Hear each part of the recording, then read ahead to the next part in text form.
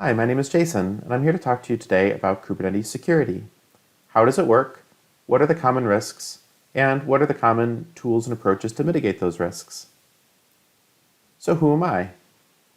I have an extensive background in containers, starting at Atlassian, where I led a team for an internal platform that was deploying containers to cloud before Kubernetes had even gone GA and had essential features such as role-based access control. Then I went to AWS, where I was for nearly 5 years, and the last 2 of which I was their Container Specialist SA covering Australia and New Zealand. Today I'm a sales engineer for Sysdig covering Australia. Although this content isn't Sysdig's content, it's my own. I'm trying to pay it forward because this is an area that I'm passionate about, Kubernetes and container security, and I'm trying to give an introduction away for free to help improve knowledge in this area. And even though I might not sound like it, I've lived in Australia and Sydney now for more than 15 years. So who are you, the ideal people to watch this content? This session is a very high-level overview for Kubernetes security, and it's intended for 2 main audiences. Either Kubernetes people, platform engineers or developers, who are new to the security of Kubernetes and would like to know more, or security people who have found that their organization either has done or is in the process of doing some Kubernetes, and you'd like to know more about how it works and how you can help. The agenda for this session is going to begin with a high-level overview of Kubernetes. What is it? Then we're going to explore the defaults of Kubernetes as pertains to security. And we're going to do this through the lens of the 3 main isolation boundaries. The first of those boundaries is the control plane, and that's governed by role-based access control and namespaces. Then we're going to look at the host level boundaries, which are mainly the boundaries that you find with containers, which depend on features of the Linux kernel, such as namespaces and cgroups. And then finally, we're going to look at the network boundaries and how that works within Kubernetes. Finally, we're going to look at an explanation of how and why you would harden the defaults, especially if you're planning on doing multi-tenancy or sharing your clusters between multiple teams and services. And throughout this, you're going to see lots of demos where you'll be able to see these security issues and how to fix them with live demonstrations. So what is Kubernetes? To answer that question, we have to go back to an earlier question, which is what are containers? And containers are useful for packaging your applications into a single deployable image or artifact that can run anywhere.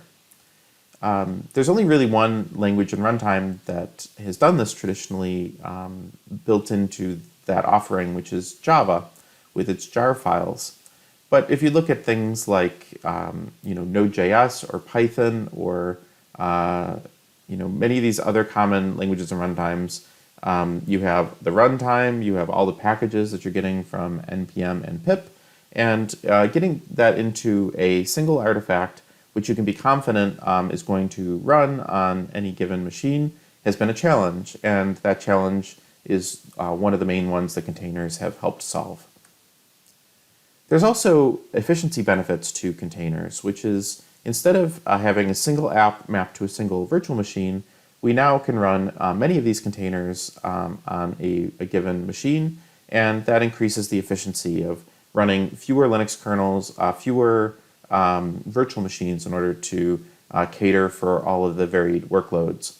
That's become increasingly important as we've moved towards microservices. So many more services without having to resort to many more machines to manage. And finally, it has a built-in declarative build and deployment capability. So the build is the docker build command where we take a Docker file and we declaratively say the steps that are required, both as starting from a base and then what files and commands need to happen in order to turn that into our artifact, the container image. So if that's containers, what's Kubernetes? Kubernetes is a way to run many of these containers across many pieces of infrastructure, virtual machines, which Kubernetes calls nodes. And it's not just the scheduling of these across many machines, health checking them, healing them when they fail. You run into a situation quite quickly where this becomes quite complicated to do, and it necessitates a whole system to do it, which is a container orchestrator. And Kubernetes has really emerged as the orchestrator that has sort of won outside of a couple examples that are vendor specific, like Amazon's Elastic Container Service. And part of the reason why Kubernetes has won has been not just the technology and that it's open sourced, but how it's governed. It's governed by a vendor agnostic body called the Cloud Native Computing Foundation. This has allowed it not just to be open source, but vendor neutral in its governance and ownership. All of the common vendors in the space, from the major cloud vendors like AWS and Google and Azure, have an equal stake in this, along with people like Red Hat and VMware and many of the vendors that have been willing to build a business on this because they know that it's not controlled by one of their competitors.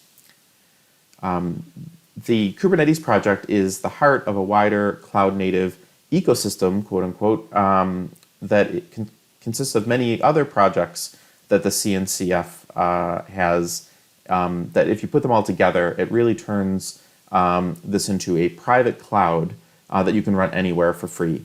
So there's projects like Prometheus that offer monitoring, just many other aspects of what it would take to build a complete environment. A private cloud, is part of the CNCF now. And because you can get this whole cloud-native ecosystem from any of the cloud vendors or many of the on-premise vendors, it means that by standardizing on this, we know that it's portable and that we're not locked into a single vendor's whims. So if that's what Kubernetes is, what is multi-tenancy of Kubernetes? And basically what that amounts to is, instead of giving each and every team or maybe even large service their own Kubernetes cluster, we can have a single Kubernetes cluster that they share. You do this in Kubernetes via a concept called namespaces.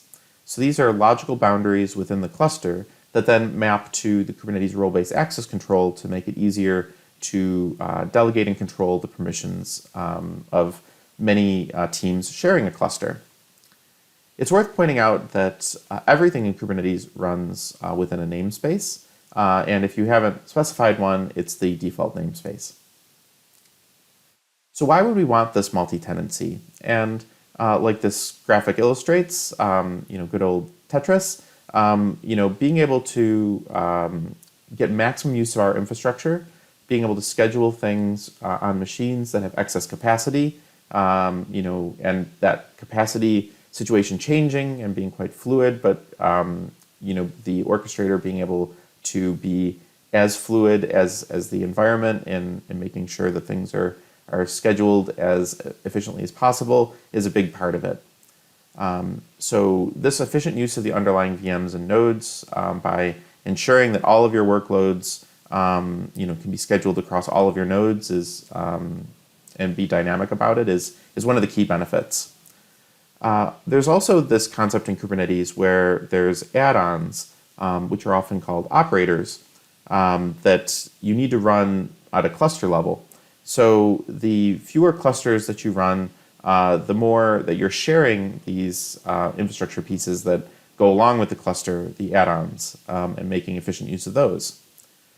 And also running many clusters well, not ClickOps, but proper GitOps of them, it requires an investment in automation and tooling and knowledge to be able to do that well. So it's generally easier to run fewer yet bigger clusters when it comes to Kubernetes. So why wouldn't we want that? That all sounded great. So if you don't want multi-tenancy, that would be referred to as single tenancy. A cluster is only used by one tenant. And that's because it's more difficult to secure a multi-tenant cluster.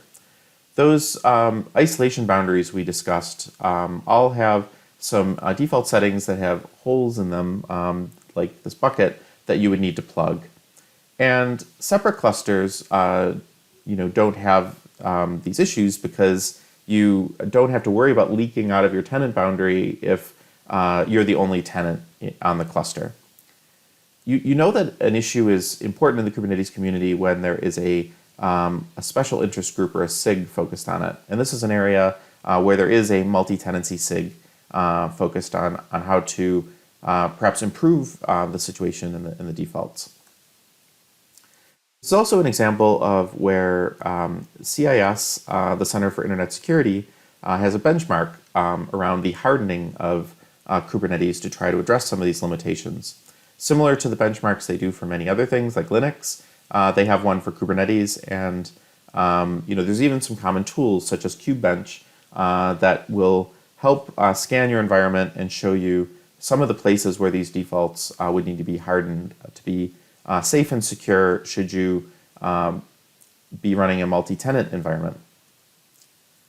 So that's a high-level overview of Kubernetes and what we mean by multi-tenancy of it. Let's have a look at the various ways that this works and the default settings that are associated with Kubernetes through the lens of the 3 multi-tenant isolation boundaries of Kubernetes. So the first boundary is the Kubernetes control plane.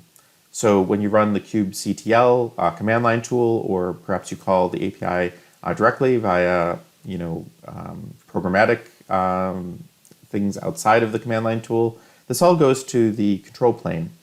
And there's certain challenges with multi-tenancy at the control plane level that we'll talk about.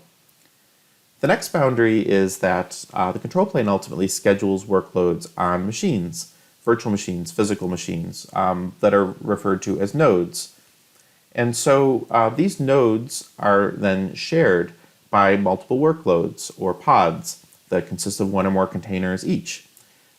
There's boundaries that you can escape where individual containers can kind of break out of their isolation boundary and influence other things running on the node or the entire node as it were. And so we'll look at the boundaries that are at the host level as the second isolation boundary. And then the third one is the network. So obviously we're hosting services that are all accessible via a network, and what kind of network firewalling and boundaries can we expect within Kubernetes is the third of these boundaries that we're going to look at. So when we talk about the Kubernetes API, the first question is one of authentication and authorization. So authentication is that you are proving that you are who you say you are. This obviously is often done with a username and a password, something like that. And in the case of Kubernetes, this can be done via OpenID Connect or OIDC. It can be done via AWS Identity and Access Management or IAM if you're running in AWS and doing something like EKS, etc. Each cloud has their own equivalent there. And then once we've proven that we are who we say we are, authorization is, okay, so I believe now that you're JSON. What can JSON do on the cluster? And are you allowed to do the thing that you're trying to do? And this is where Kubernetes RBAC comes in. This is the declarative mechanism within Kubernetes to say what certain individuals or groups can do in the cluster. And then obviously based on both of those things, you're either going to get an approval or a rejection of the request, with you both needing to be authenticated and authorized for the request to happen. Let's dig a little bit into that authorization layer. In Kubernetes, that's done via a concept called role-based access control, and it in turn is underpinned by a concept called namespaces. Namespaces are logical boundaries which we group both our workloads into and also our users' permissions into. So each team would get a namespace and they would have the permissions to interact with workloads within their own namespace. The way that the permissioning works here within RBAC is that each user or service account is assigned either a role or a cluster role. A role is restricted to within a namespace, whereas a cluster role has access to the whole cluster. So if you're giving people namespaces and roles, that is the main mechanism, the blunt instrument by which Kubernetes multi-tenancy really works when it comes to authorization. Next, let's talk a little bit about the host level boundaries. And on the host level, we're really talking about container boundaries, the same sort of container boundaries as you might experience running Docker on your own Linux machine, but done leveraged by Kubernetes at scale. Containers on Linux are underpinned by two features of the Linux kernel. The first is namespaces, which shouldn't be confused with Kubernetes namespaces, as their job is to partition processes and what those processes can see, what resources. With the idea being that one process wouldn't be able to see another process, or for example, maybe resources on the host that it's not meant to be able to see. Also, we have this concept of cgroups or control groups. And what these are for is limiting the resource usage, CPU, memory, disk I/O, network, etc., of a collection of processes. And this is important because if we're going to schedule many workloads on a single machine, we need something like cgroups in order to prevent noisy neighbors, one container from using way too much resource on a host and impacting the performance and the availability of the other containers. That takes us to network isolation, the network boundaries. And in order to understand how these work, let's quickly have a look at what we have when we've deployed Kubernetes. We've deployed our cluster, maybe in an on-premise data center or maybe in one of the hyperscaler cloud providers. And then within that environment, that network, we have first some virtual machines or physical machines, I guess, on-premise, nodes. These are machines that Kubernetes is going to schedule our containers onto.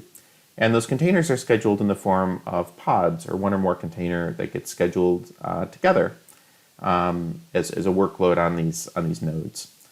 So obviously the nodes have network connectivity, and as do the pods. They have direct network connectivity. They get their own IP address, for example, on these networks usually. The way that firewalling works is that you declaratively tell Kubernetes in the form of a YAML document, and most things in Kubernetes are declarative YAML documents, this is no exception, what you'd like in the form of your network boundaries or firewalls. This document is called a network policy, and the way that this gets enforced is via a NetworkPolicyProvider. The common ones that you'd run into in this space are Calico and Cilium. There's others, but those are the two main ones that I run into these days. And these run themselves as a pod on your nodes. They run as a privileged pod and as a daemon set. So daemon set says that I want to run one of these on each and every one of my nodes, and you can give pods privileges to be able to do things like administer the host's firewall, or to add an ePPF probe into the underlying host's Linux kernel. And this is one of the reasons why you can do that, so that you can have a pod that its job is to manage the networking for all of the other pods on the host, and the firewalling of all the other pods on the host. And so the idea is that you can think of Kubernetes firewalling as a distributed host firewall. Every host is continually updated as pods come and go and their IPs change, with the necessary firewall rules at the host level to ensure that those things that should be able to talk to one another can, and those things that should not be able to talk to one another can't. These network policies look like this. Like I said, they're declarative YAML documents. But the neat thing about the way network policies work is that they're dynamic. And they are often, for workloads that are running on the cluster, based on labels, which are the key value pairs that are on every Kubernetes object, rather than IP addresses. So we can have these dynamic rules saying that I'm looking for a label called role, and that label needs to be set to front end in order for this traffic to be allowed or denied. This is obviously much easier to deal with than IP addresses and subnets. There's several pluggable providers that will enforce this standard of network policy the same way on each and every node's a local or host firewall. So if you stick with network policies, regardless of which provider you choose, it'll work the same way. However, some of the providers, such as Cilium, have their own concept of network policies. They've done this to extend the standard to do additional things. So the standard Kubernetes network policy is focused at layers 2 and 3.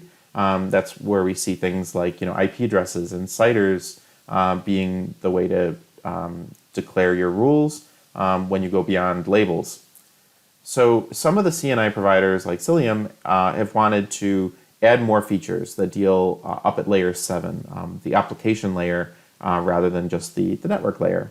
So this might refer to the protocols, like DNS, rather than just IP addresses and ports. And perhaps most interestingly, the reason why I see most people use Cilium network policies rather than network policies is that it lets you have DNS-based rules, not just IP-based rules.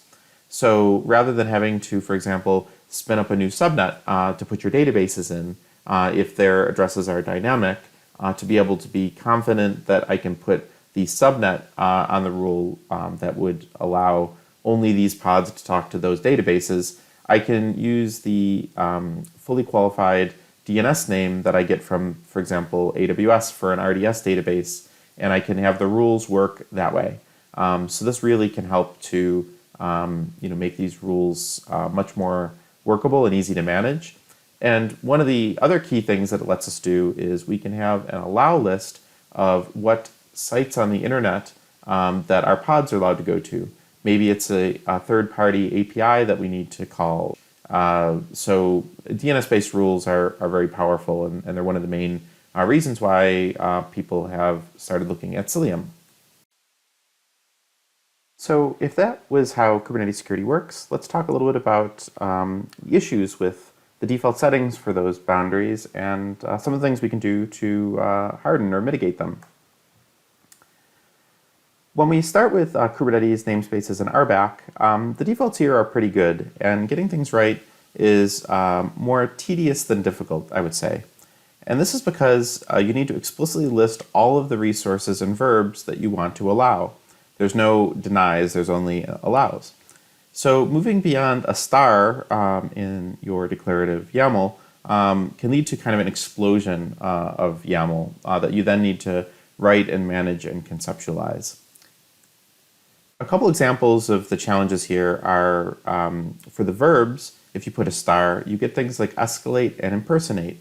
So escalate says that I can create a role with more permissions than my role, and impersonate lets us basically be another role. It's kind of like SU in Kubernetes, if you're familiar with the Unix command. And it's useful for troubleshooting to say, okay, well, I want to have the same rights as the service account that doesn't seem to be doing what I want to troubleshoot. But they're probably not things you want to give to everything.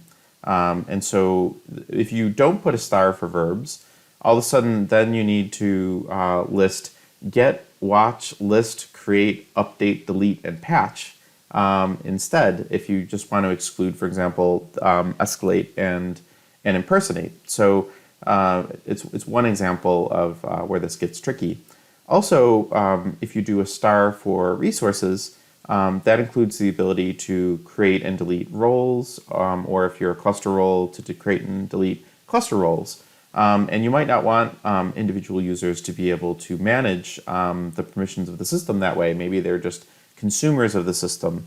Also, we discussed network policies, and by default, network policies live in a namespace, and if you gave somebody a star over that namespace, they'd be able to manage the firewall rules for that namespace. And maybe we want to separate those out and have a different persona manage the various firewalling rules that are involved in our clusters.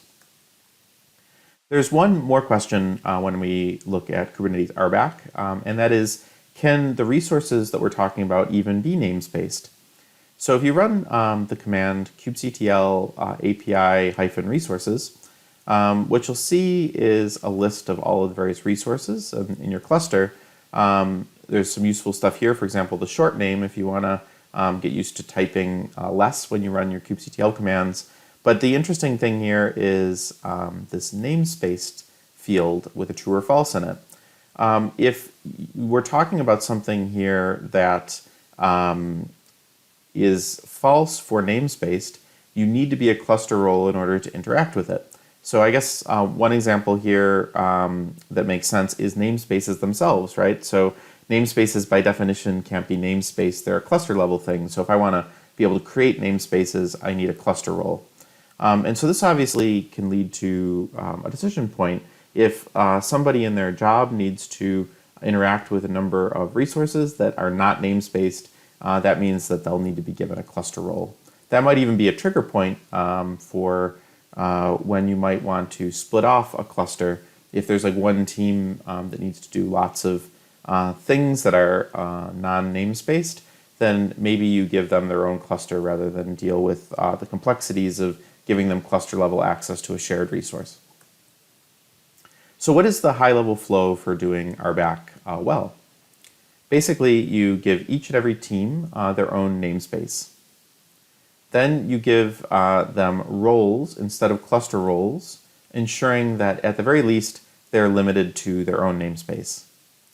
And then it's about mapping the right users and groups from your single sign-on identity provider to the role, so that you have the right people end up in the right roles for the namespaces that they need to interact with in order to do their job. Now let's have a look at a demo where we explore Kubernetes namespaces and RBAC. So if we have a look at our kubectl config,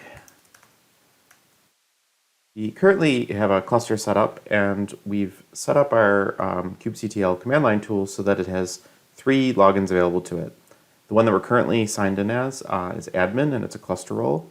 And then we've got 2 users, Jane and John, that are mapped to roles. Jane, her role is in the team 1 namespace, and John's role is in the team 2 namespace.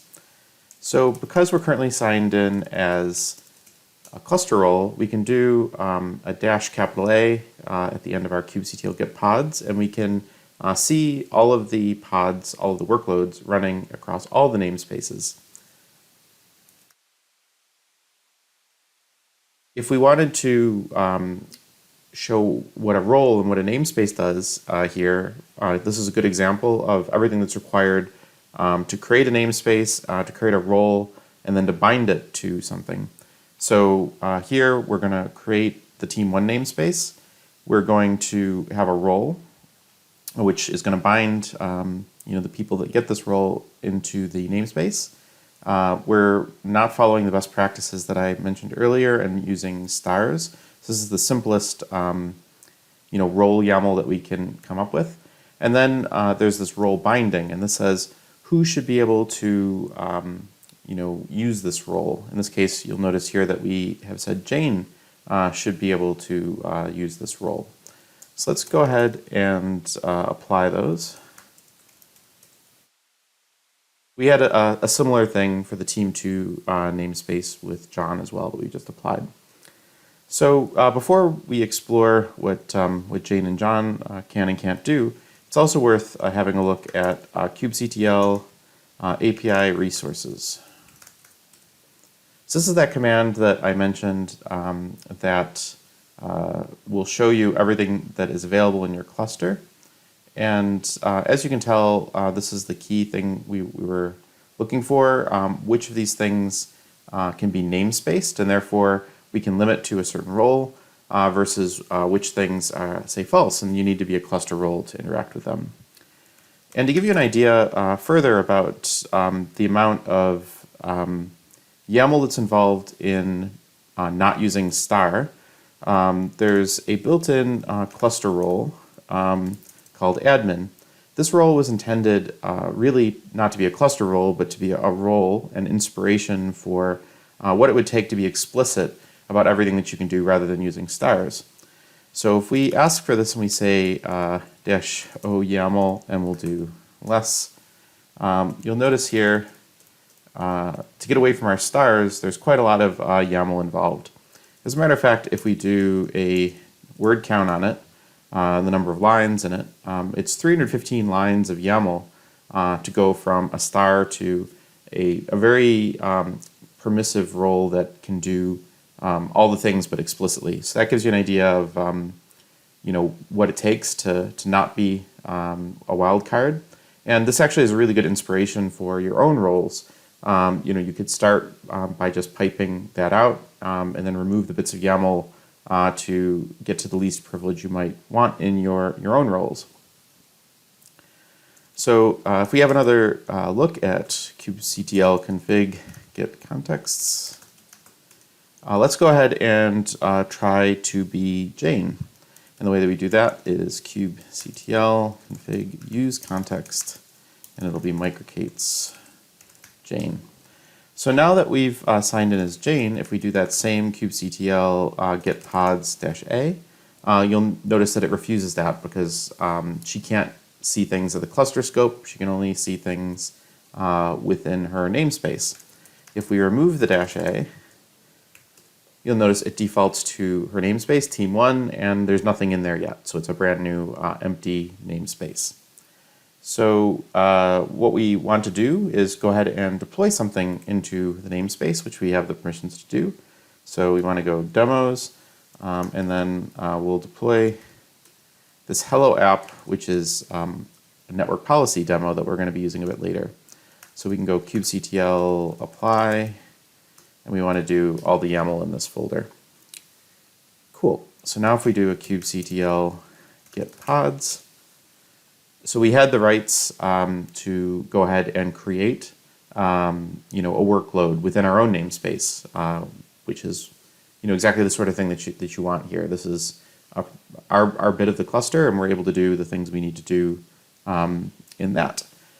To illustrate a bit further how this all works, let's say we wanted to do a kubectl config use context, and we're going to flip to be John. So now that we're John, if we do a kubectl get pods, we're the team2 namespace, not the team1 namespace. And if we try to say, actually, I want to know about what's going on in this other namespace, it says, I don't have the rights to team1 namespace. Obviously, similarly, I don't have the rights at the cluster scope either. I only, as John, have rights to be in the team2 namespace. Okay, so that was Kubernetes Namespaces and RBAC. Let's talk a little bit now about the host level container isolation boundaries and some of the challenges with the defaults there. Here the defaults are quite problematic and overly permissive.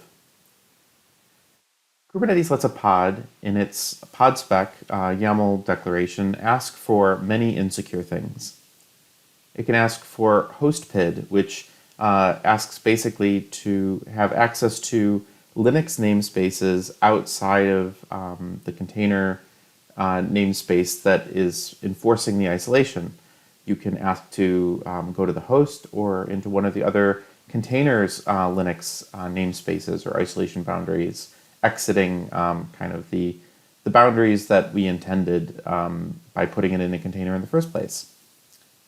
There's host network, which asks to use the host's network rather than the pod's network. So I think we all can imagine that being able to interact with the network through an interface that isn't the pod's could be problematic for a number of reasons, maybe including the fact that this would most likely escape the network policy for that pod. You could ask to mount paths on the host as volumes, which are sensitive. So, there's many things on the host that we shouldn't have access to as a pod, and we can ask to mount them and have access to them, out of the box with our pod specs. And then finally, there's Linux kernel capabilities, such as netadmin, that we can ask for. This would, for example, allow us to manage the host firewall, which, as we discussed, the network policy provider needs, and it's a pod, but we certainly don't want every pod to be able to manage the host firewall, just those that it's an expected part of their functionality. And these are just a handful of the examples. There's many more things we could ask for in our pod specs that would allow us to basically escape the kind of isolation boundaries that we would expect to be there for containers and with Kubernetes. With many of these, it's important to note that running as root within your container is not as bad as like running as root on the host. You should still have many of these container boundary restrictions, but if you can manage to not be root even within the container, it's a great start. So many of the things that we're going to show you in the demo require you to be running as root in the container. And that unfortunately is quite a common thing, and it is the default if you don't specify what user that you want to be. A good example of this is Nginx on Docker Hub runs as root, and it does that because some people might expect HTTP to be mapped to port 80, and to get to these low ports like 80 you need to be root. They have an alternative called Nginx Unprivileged, which doesn't run as root and uses 8080 for HTTP. So it is possible not just to find third-party examples like Nginx where you can get the unprivileged version, but also you should do work within your own applications to try to, if they do need root today, work out is there an alternative, a change that you can make to them so that they no longer require root. And the goal should be that none of your workloads should be running as root unless they really are required as part of the functionality of the app. So the way that this used to be enforced in Kubernetes, or at least the idea when Kubernetes launched to control these, was a thing called pod security policies. So this was the way built into Kubernetes to restrict these rather insecure options. But it was cumbersome and not widely adopted, and it ended up being deprecated for these reasons in Kubernetes 1.21. It's being replaced by a new thing called pod security admission, which only went stable in Kubernetes 1.25. And as of the time of this recording, the cloud providers such as EKS or AKS or GKE have not gotten to 1.25. So this is sort of a future thing for most of the cloud providers' Kubernetes environments to have this. The good news is that most people have kind of moved on anyway in the interim, and they've installed another tool on their Kubernetes to help with this challenge. Another project from the CNCF actually called Open Policy Agent. So Open Policy Agent has a Kubernetes flavor called Gatekeeper, and it allows us to control the use of these rather insecure options. So you can think of Gatekeeper as like Kubernetes-ifying OPA. It manages it using declarative YAML and a thing called custom resource definitions, which extends Kubernetes to understand the policies that OPA is trying to enforce. And it has its own policy language, which is quite powerful, called Rego. And Rego lets us say what is and isn't acceptable in our YAML. And so what this looks like in practice is that a end user or a system calling the Kubernetes API gives a Kubernetes some YAML, either a new object it wants to create or a change to an existing object. Kubernetes, when an admission controller has been registered, like OPA's Gatekeeper, passes that YAML along to the admission controller and says, is this good YAML? Like, should I allow this to happen?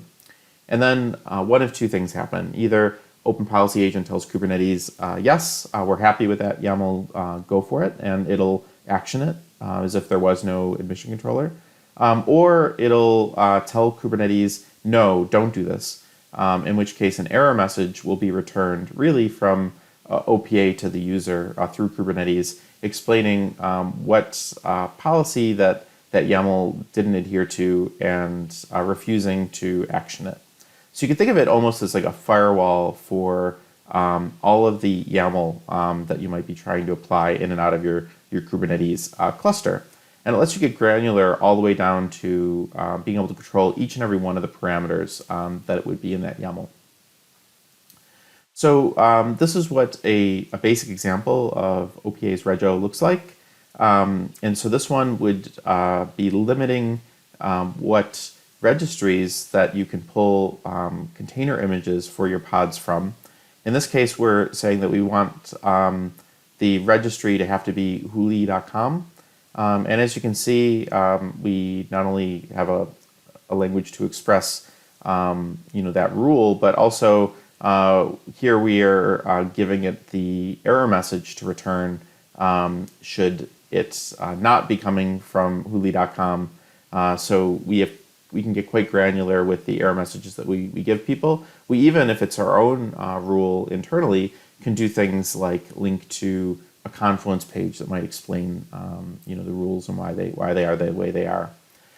There's a whole library of examples that Open Policy Agent maintains on GitHub, and even if they don't have necessarily the rule that you're looking for, you can be inspired by the whole library of rules there and change perhaps an existing one there slightly to do what you'd like to do.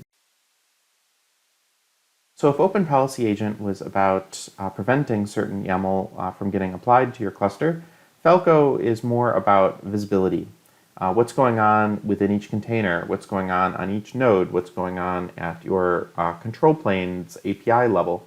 And so it is an open source project that's also part of the CNCF. As a matter of fact, it was given to the CNCF by my employer, Sysdig. And its job is basically to have plugins to ingest many of these different streams of information. In the case of like Linux kernel syscalls, it does that via either a kernel module or eBPF. And then there's additional plugins to do things like the Kubernetes audit trail, AWS Cloud Trail, even some SSO providers like Okta, and the kind of trails that you would get out of them. It actually is pluggable, so you can write a plugin for nearly anything as far as a source or a stream of information that you want to look for things in.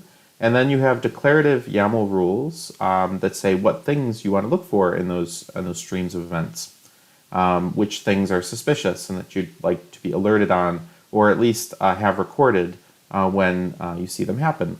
And so Falco, in this context, will be watching what's going on within our containers, what's going on in our Kubernetes audit trail, and giving us that level of visibility where, one of the problems with Kubernetes has kind of been that that visibility has been slightly obfuscated, and so this brings it back. It actually makes it arguably more visible than it may have been without Kubernetes and Falco.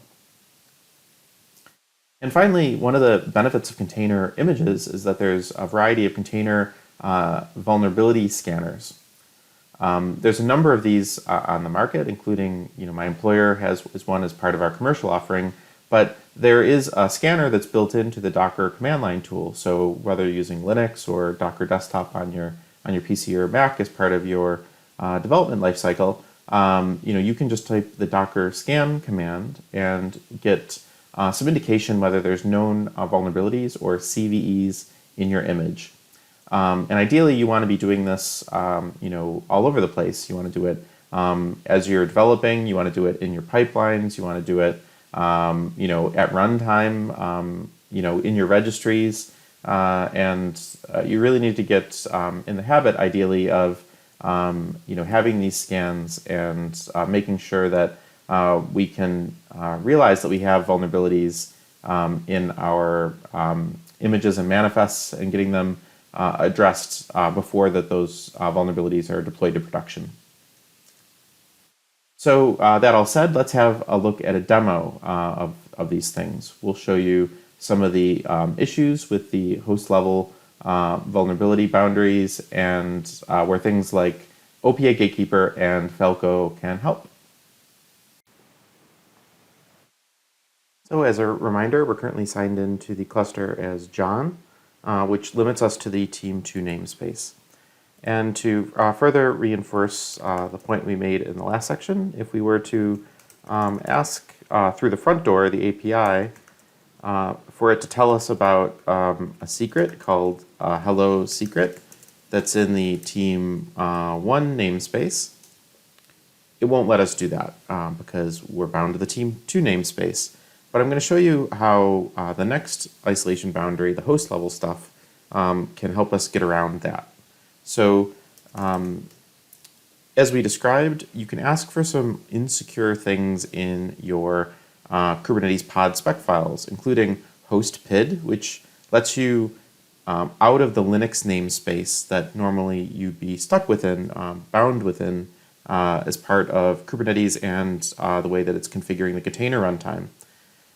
Also contributing to this might be this security context privileged, which lets you do lots of things. Not only have access to the local container socket, but I believe it also includes a number of the kernel level privileges that go along with it.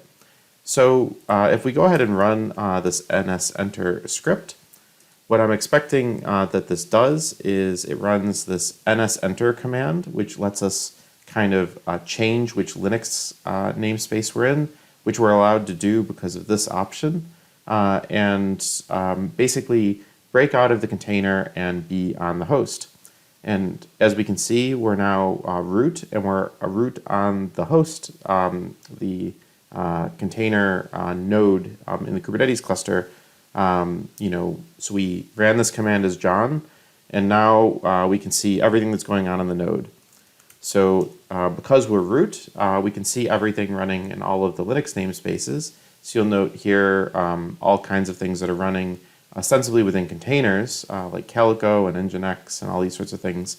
I can just see the processes here and interact with them, via the ps command. One other thing that we can do is the container runtime CRI. There's a command called CRI-CTL. And this lets us directly interact with the container runtime on the host, which is normally managed by Kubernetes. So as we can see here, these are all of the various containers that have been scheduled by Kubernetes on the host, and I can bypass Kubernetes and ask the container runtime of the host about them. One other thing that we can do is we can go ahead and CTL.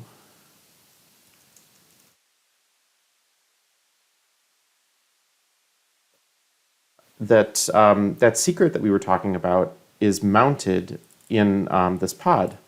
So we can go ahead and say CRI-CTL exec. We want to be interactive. That is the pod identifier or the container identifier that we want to connect to, and we want to be shell. So now I am interactively connected to that pod, and if I do a set and a grep API key, sure enough, so that secret in Kubernetes, we told it that we wanted to mount it within a particular pod, in this case, hello client allowed. So because I was able to connect to the runtime of this pod interactively, I can see that secret. And at that stage, obviously, whether it's an environment variable or a file, it's already been kind of allowed and decrypted and all those sorts of things onto the running container. So that's one way for me to kind of get around all of the API level protections and influence what's going on in the host. Another thing that we can do, which is a bit scary, is we can go ahead and stop one of these containers. So if we do a CRI-CTL stop, and we'll just paste that same container ID in here as before. We'll go a step further, and afterward we'll do a RM of that container ID. We now have basically killed that running container, not through the Kubernetes API, but by asking the container runtime, containerd, to do it directly. So being able to escape out of your pod and influence the host means not only can I interfere with the host, but I can interfere with all of the workloads running on the host. I can get at their secrets, maybe database passwords. I have access to all the things on the network that those pods have access to, because once I'm interactively connected to them, I'm in the scope of their network policies, which we'll talk about a bit later. But that's an example of breaking out of host level isolation. Sometimes we don't need to escape the Linux namespace out to the host and our container boundaries to do some damage. Often just being able to kind of have free reign within those boundaries within our container can lead to all kinds of bad outcomes. Everything from being able to successfully run a crypto miner to being able to do all the things that container can do, such as connect to the database that backs that container that might have sensitive information in it. An example of what we're talking about here would be, this is a Python app that is quite insecure in the way that it's written. It responds to REST requests. So a get RESTful request, it'll retrieve any file in the file system and send it back to us. Similarly, a post RESTful request will write to any path on the file system that we want to write to. And then finally, if you do a post to the -exec URI endpoint, it'll run any command on the file system. So this is not only insecure code that might accidentally be introduced into our apps or environment, but it's kind of a representative zero-day vulnerability. Maybe this is the next log4j that we don't know about yet, but would lead to the same outcomes, this ability to do remote code execution. So because this is RESTful, there's various curls that we can do that will trigger these behaviors. In this case, we're reading a sensitive file from the file system at C-shadow. We're writing to the bin folder, a new file. We're reading back that file, once again in a sensitive path. We're running apt-get updates and installs of network discovery tools, and then trying to do network discovery against the internal Kubernetes service discovery DNS addresses. And finally, we're trying to launch a crypto miner, having a crypto jacking kind of attack. So I'll go ahead and run this example and do all these curls. And all of these things were possible because this vulnerability in our app lets us kind of break out and have this container do things that aren't its intended use case. So how do we protect against those vulnerabilities that we just saw? Let's go ahead and take a step back, and we'll go back to the NSEnter example, the breaking out of our container. The way that we would protect against that is by introducing that open policy agent Gatekeeper to prevent launching pods with that insecure YAML in it. So the way that this is going to work is we deploy a Helm chart that is Gatekeeper that doesn't include any policies, and then we apply various YAML that we have in this folder to introduce some policies to OPA Gatekeeper to block the things that we needed in order for that container escape to be possible. So we'll go ahead and kick off this script. And give it a moment to install Gatekeeper and the associated policies, and then we'll see what that would do to our ability to launch, that container escape.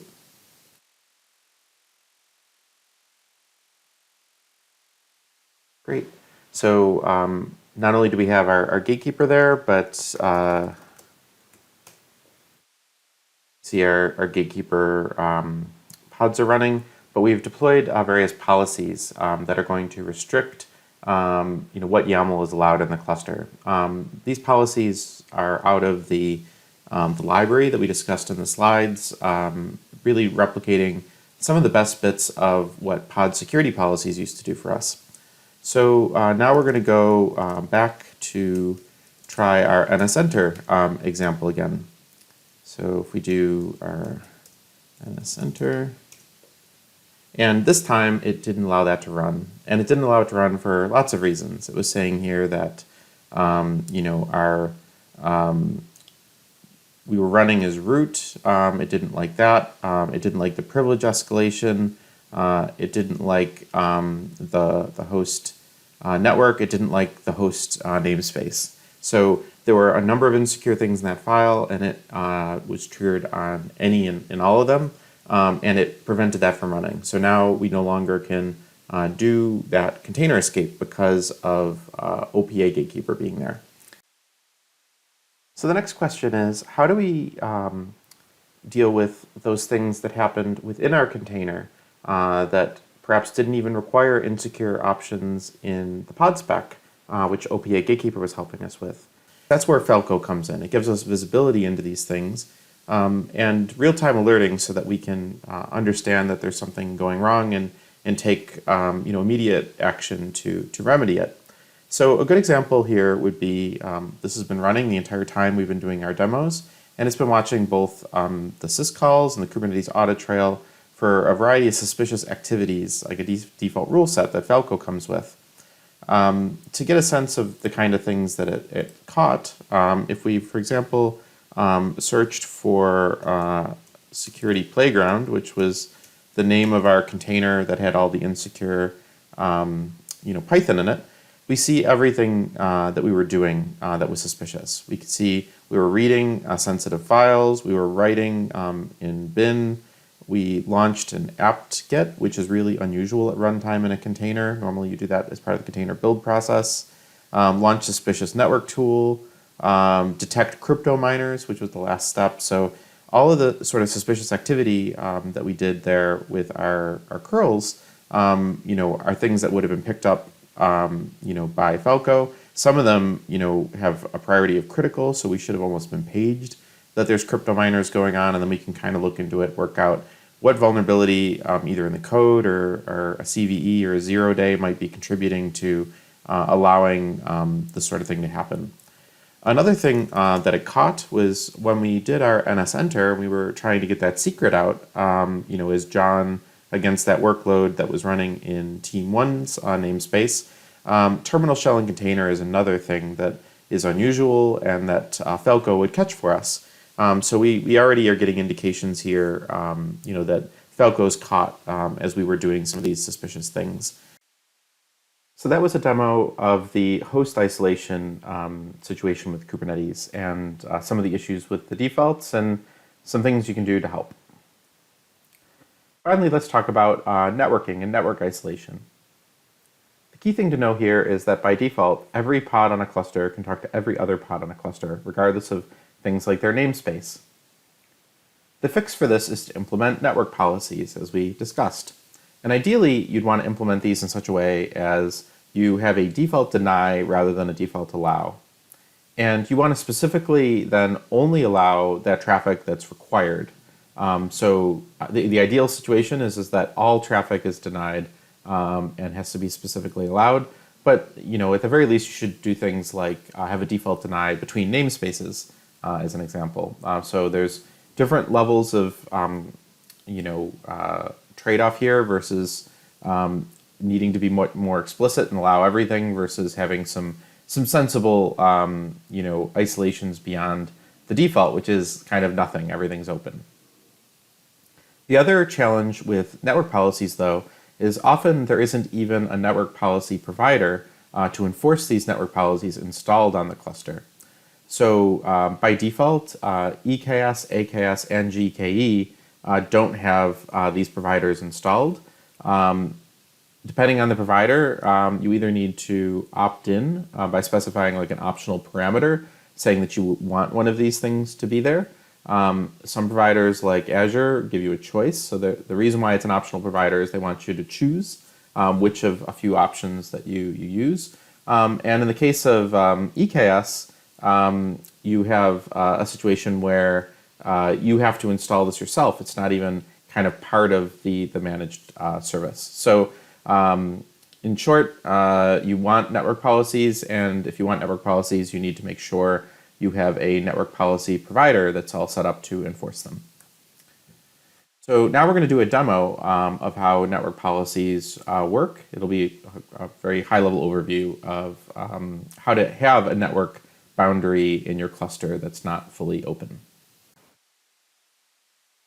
So in order to understand the network policy example that you're about to see, I'll show you this diagram of the topology of what we've deployed.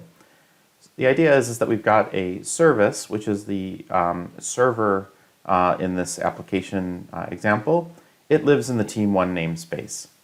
And then we've deployed identical clients 4 times. The only difference with the clients is half of them are in the team 2 namespace and half are in the team 1 namespace. And half of them have the label app equal to hello, and the other half have the label app equal to not hello. So the idea is that we're going to try some various examples, like limiting to a particular namespace, limiting to a particular label, and look at the various kind of combinations of ways that we could restrict like which of these things is able to talk to the server service. And to reiterate out of the box, there is no network policies and everything's allowed. So when we deployed these 4 clients, before we've done anything, they all can talk to the server. So let's go ahead and pop up our console here. To give you an idea of how we can tell what's happening, let's do a get pods. If we grab one of the examples, so for example, this hello client allowed pod in the team 2 namespace, we can just do a kubectl logs, pick our pod name, and then tell it the namespace name of team 2. And so as you can see here, it periodically tries to contact the server and it outputs what it gets back. So in this case, this hello world. So all 4 pods are emitting these log lines, and that's how we can tell that they're able to reach the server. If they're not able to reach the server, we're going to see a timeout. So let's have a look at the different network policy examples that we have. The easiest example that we'll start with is a namespace example. So this is a very simple network policy, and what it's saying is that we care about ingress, so inbound traffic. We want to control inbound traffic to the pods with the label app of hello server. So we want to control access to our server pod. And what we want to allow access to the server pod is things that are in the namespace of team 1. So what we're expecting to happen here is we apply this policy, and our 2 pods that are not in the team 1 namespace, they're in the team 2 namespace, should no longer be able to reach the server. So all we have to do, because the network policy provider is already here and installed, is apply our network policy namespace YAML.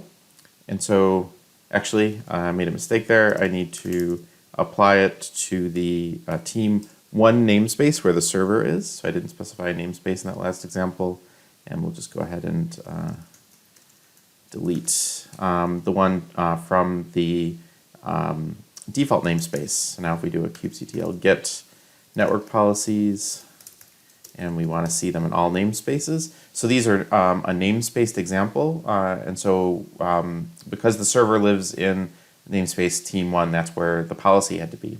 So this is our namespace that we've applied, and if we do a kubectl get pods, again, let's pick one of the examples here in the team 2 namespace, kubectl logs, and that is in team 2.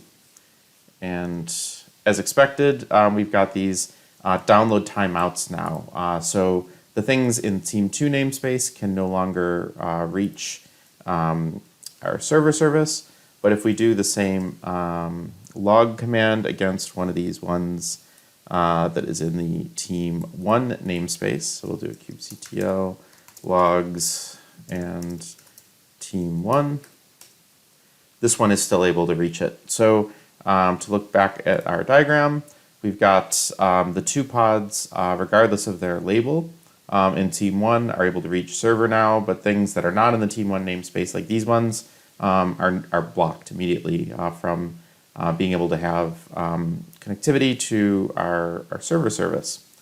So there's a few other things we can try. So the next one that's interesting is, let's say that we want to do it by label instead of by namespace. So if we do network policy label, all that we've changed here is that our selector is now a pod selector instead of a namespace selector.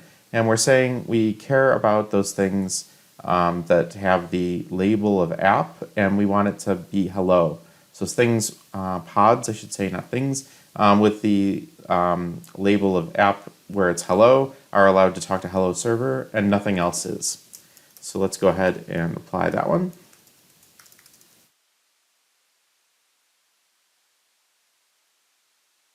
Cool. So we've applied this new network policy. Actually, we made the same mistake again. It needs to be in the team 1 namespace. So we've gone ahead and done that. Now what we're expecting to see is if we do our kubectl, we want to grab the blocked pod, the one that doesn't have the label that it needs to be, and we want to see that lost network connectivity. So we do a kubectl logs, we'll do the blocked team 1, and sure enough, it's now doing the download timeouts. So at this stage, it's matched on that label. One other side effect of this, which may not have been intuitive here, is let's see what happened with the stuff in the team 2 namespace. So we do a kubectl get pods, and we want the allowed pod in the team 2 namespace. So we'll do kubectl logs allowed. So this has the right label, but it's in the wrong namespace, team 2. So it's still timing out. So our updated policy, where it's not about namespaces, it's about labels, still the thing with the right label in the wrong namespace or in another namespace doesn't work.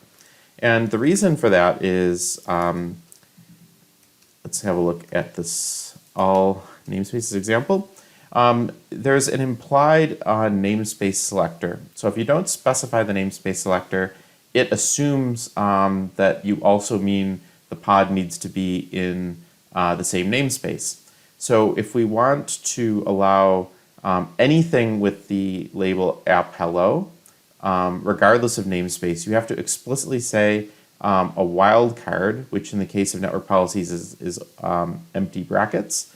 So here we're saying I want to allow any pod with the label app equal to hello, regardless of namespace, should be able to talk to hello server. So let's go ahead and apply that. So apply -f, and it's network policy all label all namespaces, and we want to do that in the team 1 namespace where the server lives.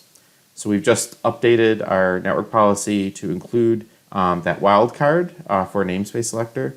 So now if we go back and look at the allowed in team 2, sure enough, it's now working. So we've got these two things that we can control on, the labels and the namespaces, and this is how dynamic network policies work for controlling access to your applications.